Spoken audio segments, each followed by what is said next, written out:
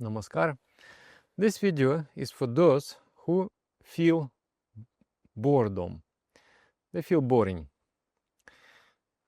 I want to understand the reasons for this boredom and to find solution also, how not to feel boring in any circumstances. The external circumstances can be the most monotonous, but this is not about external things. It is about the state of consciousness. When you enjoy life, when you become so interested, wow, this life is so great. I remember as a child, I used to go to kindergarten, and I hated that kindergarten. Why? Because there was a compulsory practice of sleeping during the day. They would put us to sleep, and I hated to sleep during the day. Because why? Because life is so interesting. I want to watch, I want to look at the fishes in the aquarium. I want to play with some kind of constructor. I want to just look at other children, how they're playing. But no, go to sleep. So, as a child, we feel so, life is so exciting, so interesting. Every day. Why? Because for the child always see things for the first time. It is always so exciting. Why? Because the nervous system of a child develops so fast. It develops very intensely. What I was yesterday, today I am no more. I am a new person again and again. So this development of brain and development of consciousness allows you this novelty of life. You feel like, this is so great, this is so exciting. So if you can only maintain that movement of expansion, if you can be in the state of a child, in the sense that I am growing, I am developing, I will not feel boring. I know people, they live in a perfect physical conditions. Everything is so good. There are so many opportunities. We live in 21st century. There are so many books to read. So many books. And every year, thousands and hundreds of new books are appearing. So many skills to learn. So many meditations to do. So how life can be boring? But some people really, I'm not joking. They're telling me, Dada, I feel bored. And when the person is feeling bored, then what they will do? They will like to break something or to make something. They will, one time, we were building a house, and I didn't have money at that moment, so we were buying cheapest construction material and refurbishing those construction materials and then building the house of those. And we were looking for the radiators for the heating system. So then we saw in the yellow pages, okay, such and such is selling one radiator. So we, with our car, we went to pick up that radiator. When I saw that thing, it was perfectly fine. It was great. It was perfect. It was actually better. The man was replacing one radiator with another. So what he was putting was not as good quality as the one he was replacing. I asked him, what's wrong with that? Why are you replacing that radiator? He said, my wife just wants to change everything. So I better just don't argue, because this will cost me this much money, but if I don't do this, this will cost me so much of talking and so much of arguing. So I just don't argue, I just change everything. So sometimes people start to feel somehow boring. So I need to change something in the external world, which I feel is okay, because we need to upgrade, develop, little bit change. It's a good thing to do. But it doesn't fix your boredom, because it is the state of mind.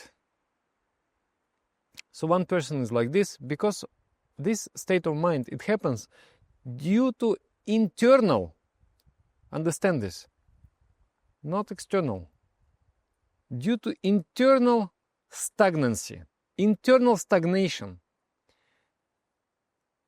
Such person will complain and will say, oh, everybody is stagnant. This is like a swamp. Nobody is moving here and there. I am tired of this stagnancy outside. But actually, it is the stagnancy within, in your inner consciousness. That's why you want to break out of that stagnancy by changing something outside. And maybe for a few moments it will work. But then again you will feel bored. So you need to overcome this inner stagnancy to feel the juice of life. Second type that I observe is also one kind of stagnancy, but it's more like a restless mind. The mind incapable of depth. It's just very shallow mind and moving mind. Or like, not moving, like flickering mind.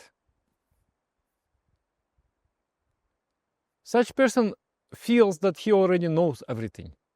Nothing new is there to learn, because the mind is incapable of perception. Patanjali, the yoga philosopher, the founder of the yoga philosophy, he described kshipta, vikshipta, ekagra, nirodha, different states of mind. Kshipta, restlessness. Vikshipta, when you eruption, like a volcano is erupting. Can you put something within the volcano? Cannot. It's just it's erupting all the time. So many times people are in that state of eruption.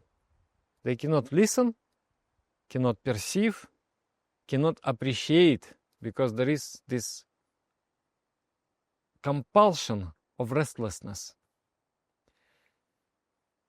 And the third state is ekagra, concentration, and fourth state is nirodha, suspension of mind. Mind enters into the state of bliss. Anyway, that's not the topic. So, in the state of this restlessness, person is feeling very boring. I will explain how it works. In Buddhist mythology, there is very interesting metaphor. They say that you can reincarnate in the realm of hungry spirits. So what are the hungry spirits? They are pictured like a creature with a very, very big stomach, but a very, very small mouth. So whatever they do, they cannot fulfill their hunger, because the mouth is too small. They cannot get enough. So this person in the state of restlessness is just like this hungry spirit. There is something, let's say an idea or a thing to enjoy, to appreciate. Because of the shallowness of the mind, you cannot place that entire idea within your mind. You can only get this much of that idea, 1% of that idea. You cannot appreciate a thing thoroughly because you are restless. You cannot. You need a concentration. You need a prolonged focus on something to appreciate. To appreciate taste, to appreciate smell, to appreciate a thought, to appreciate an emotion. You need to be calm. But you are not calm.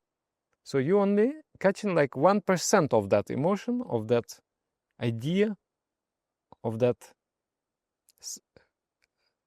perception of the senses. And then immediately you're hungry. So you keep going, you keep jumping from one object to another object to another object, keep changing those objects, because your stomach is big. Your desire for happiness is big. but your ability to enjoy happiness is so small. So this is like a state of a hungry spirit because of the inner restlessness. So with this inner restlessness, what you need to do, you need to overcome it by doing physical exercises, asanas, by doing regular meditation, by doing relaxation, and just by letting go. When the mind runs towards the object of enjoyment, you let it go. No, I'm not going to run now. I'm going to stay with one thing and try to appreciate that one thing. When you do like this, when you train your mind like this, slowly, slowly, you will start appreciating and enjoying, because there are so many beautiful things. And another type, with the inner stagnancy, I even created one kind of formula for myself to apply in life. It is based on my memories, how my teacher, what he was doing to me, how he was helping me. My teacher used to give me always some kind of challenge. I said, Dada, I want to be your disciple. I want to be your student. He said, okay, prepare your passport, your rucksack, and come to wash your feet in the Japanese Sea. It was in the far east of Russia, in Vladivostok. I become very excited. I want to come. For me, everything is new. First time going by train. First time going alone in a different city. I'm only 20 years old, and I'm completely fresh. I didn't see my life. I never flew with the airplane until that time. I never traveled anywhere apart from my locality. So I'm very excited. Then he says, but on the way here, you have to do prachar. I say, okay, Dada, but what is prachar? He said, prachar is propagation, popularization of spirituality, spiritual philosophy. You will have to organize, lecture, and give a lecture in the city of Novosibirsk and in the city of Abakan. I said, but Dada, how? I don't know. He said, that's your business, how you do it. So, okay. Then I go. At that time, we didn't have any literature translated. I didn't know English at that time. I only read one book with a dictionary. It's called Discourses on Tantra. So whatever idea I had in my mind, with those ideas in my, no training in public speaking, nothing. Just whatever I could say, I said. I somehow organized some random people. Then I fulfilled. Then when I came, he said, so did you come to Novosibirsk? Did you go to Novosibirsk? Did you go to Abakan? Yes, Dada. Did you do prachar? Yes, Dada. Looks like you're a good boy. Very good. Then he would send me immediately when I came to Vladivostok. He said, okay, now you have some time. Go to the market and sell these things for me. And for me, I had a huge complex. I never sold anything in my life. I say, no, Dad, it was like a knife in my heart. Why you are forcing me to do this kind of things? No, I told you, go and do. I was so terrified. It was like in my mind, in my imagination. Maybe you are listening now, you're thinking, why? But at that moment, in my imagination, I was feeling like I'm going to die. I better become a vagabond. I better become homeless. I will not return to this place where my daddy is living. I will not go into sell. I'm not going to sell anything. But luckily, one sister, she said, okay, I come with you, I will help you. So she came, and then we found a spot in the market and we sold. And then in my imagination, it was like, you know, people with the evil faces, they come and they throw rotten tomatoes at me and they tell, shame on you, shame on you, shame on you. And I was so terrified of this experience. But then when we went ahead with this task, people were smiling, they were coming, we were talking about our stuff, and we were talking about what we do, about meditation and things like that. It was quite enjoyable, pleasant experience. So I came back very much triumphant, and my dad was like, yes, good, good. So then another time he sent me to one village. He said, okay, go to that village, do prachar. I said, Dada, where I find people? Yes, that's your business. Go find. I will come after 1 week. Minimum 5 people have to be inspired to learn meditation and teach them how to do collective meditation. So I went to that village. I found some grandmothers. They really loved me so much. They used to bring me some cookies, some jam. They would really give me so much love and enjoyed whatever I spoke. For them, it was like a revelation of God. And then, yeah, after 1 week, he comes. I said, Dada, here is 5 grandmothers. They know how to sing Bhavanam Kevalam. They know how to meditate. They know Sangha Chadvam, Guru Puja, everything. So this is my work. I hope you're satisfied. He said, yeah, good boy, very good. So that's how the formation of the personality happens. You have to learn this feeling of expansion.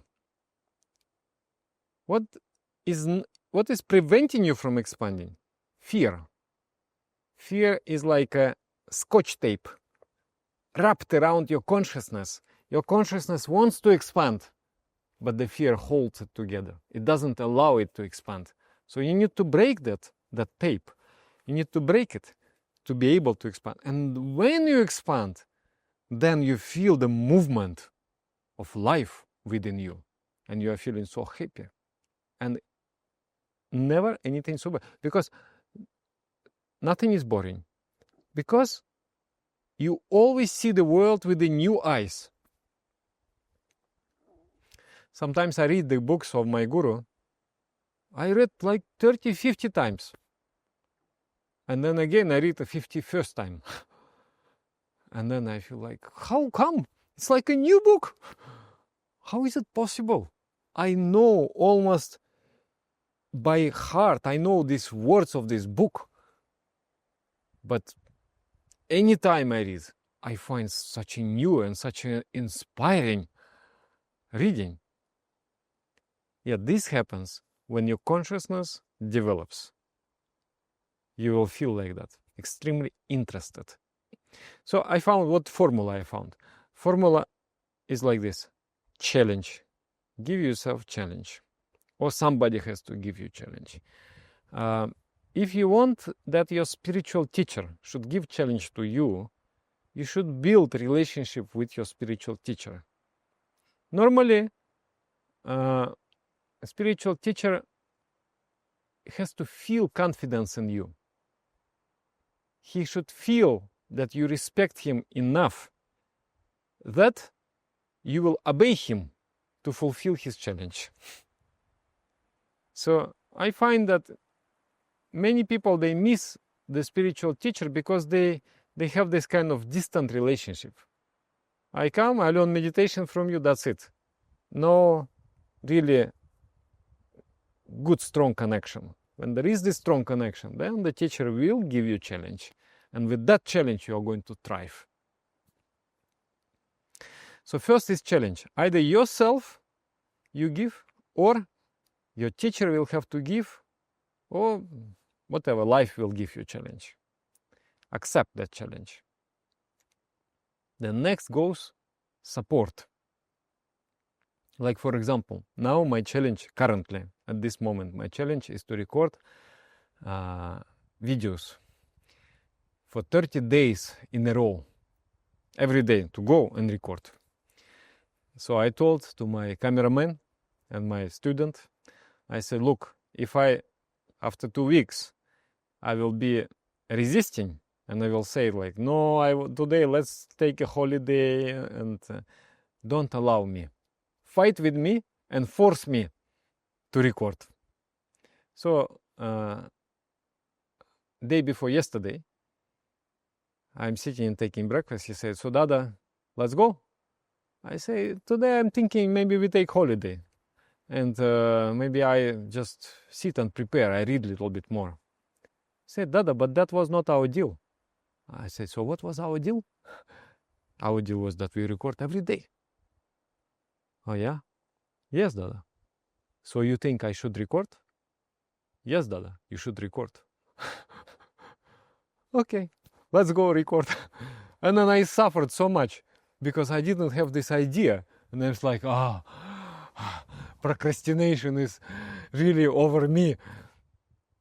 It's also fear. Procrastination is fear. It's fear of failure. And that's why procrastination is there. But then I broke that procrastination and I was happy. So that is support. Or like that time when I went to market to sell, this sister, this girl, really she saved my life. Because when you do something together, it's so much easier. So support is support with knowledge, support with push, support with doing something together, support with your example. These are all types of support that one needs. So challenge, support. The best support, you know? What is the best support? Best support is God within yourself. If you look inside, you connect with your higher self, that higher self will inspire you and support you in any kind of victory. Challenge, support, final, recognition. Very important also. Challenge, support, recognition. This is the formula. Unless something is witnessed, unless something is recognized, it is as good as non-existent. Like in the forest where nobody sees, if the apple falls, is it really true that the apple has fallen? It's a philosophical question. How do I know that this pine tree exists? Because I am the witness. And my cameraman there is also a witness of this existence of this pine tree. That is why we say it exists. If you are full of divine qualities, but you are not witnessing them, you're not recognizing them, they're as good as non-existent. It's like you have gold in your cellar, but you are living very poor life and you are begging for, give me one rupiah, give me $1 to eat some noodles. But you have gold there in your cellar. So why you cannot use? Because you don't know and you don't recognize it. So somebody has to point your attention and recognize it. Recognition. There was one monk and he was with other monks and the guru. And the guru said, you know, he is our best specialist in Sanskrit. And he started to object, protest. He said, Gurudev, I don't know Sanskrit even. I cannot even read Sanskrit. What are you talking? I don't understand this language. He said, do you mean to say that your guru is going against Satya, truthfulness? I said, no. I'm sorry. You say I'm specialist in Sanskrit? I'm specialist in Sanskrit. He said, that night, I was traveling in a train and I was sleeping and I started to hear the Sanskrit verses going on in my mind. And I was like, what is going on? So I could not sleep. So I sit and then I start to write all those verses. I wrote all those verses down even without understanding them. And next night, same thing happened. So in one night he wrote 50 and next night also he wrote 50. Then he was very interested. What is there? What is the meaning of these verses? So he went to some Sanskrit Pandit and asked him, can you correct? He said, why you think it needs correction? He said, because I was hearing it like this, in a very strange way. My guru said that I am specialist in Sanskrit. The next night I start to hear those. He said this, and why you need to correct it?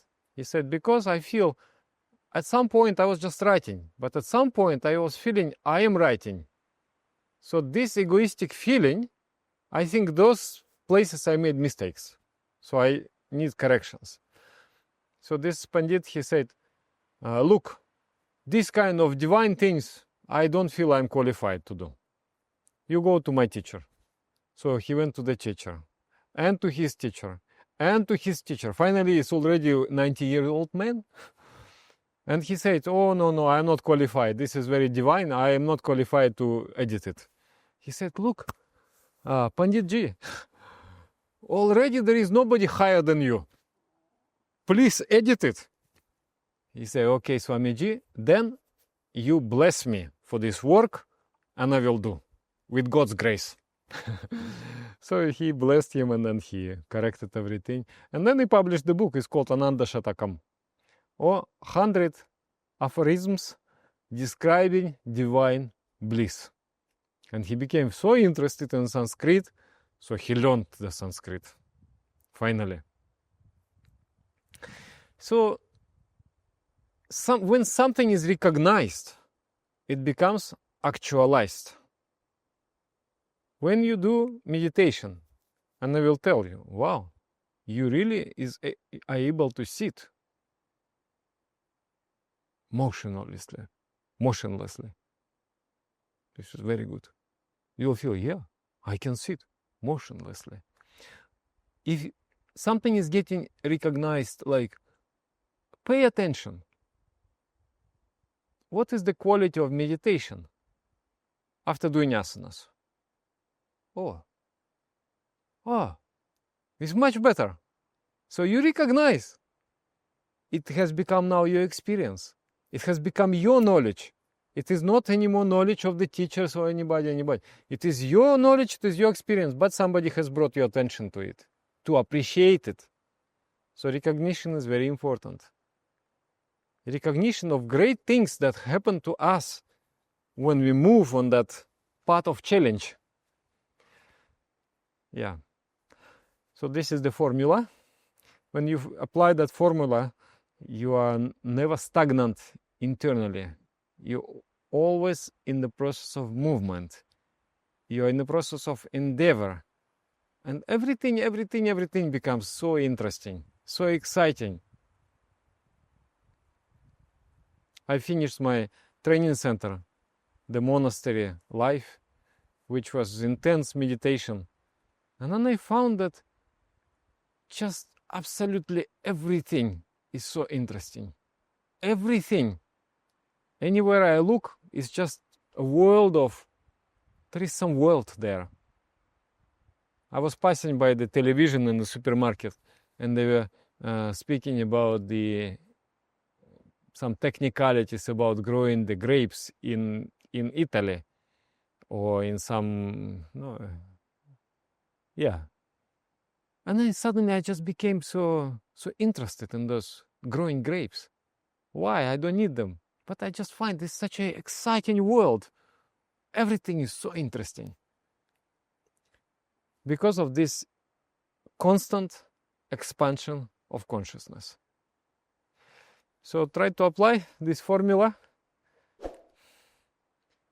and win over your boredom. And send this video to someone who is feeling bored. If he is able to finish this video, it's already a good sign. And write in the comments what more types of boring people, how to say, not boring for you, but people who feel bored. What types are there? Write in the comments. I want to understand more about this topic. Thank you very much for your attention. Namaskar. Dear friends, because of your donations and contributions and support, our project can grow. I am able to record the useful videos about spirituality, meditation, inspiration, etc. Those who want to support us, you can find the link in the description of this video. And I thank you from the bottom of my heart. Thank you very much.